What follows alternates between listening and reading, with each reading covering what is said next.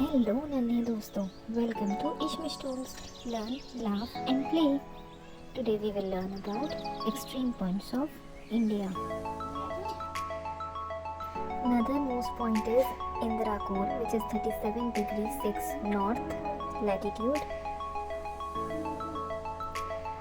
Guharmoti is the westernmost point of India, which is 68 degrees 7 east longitude.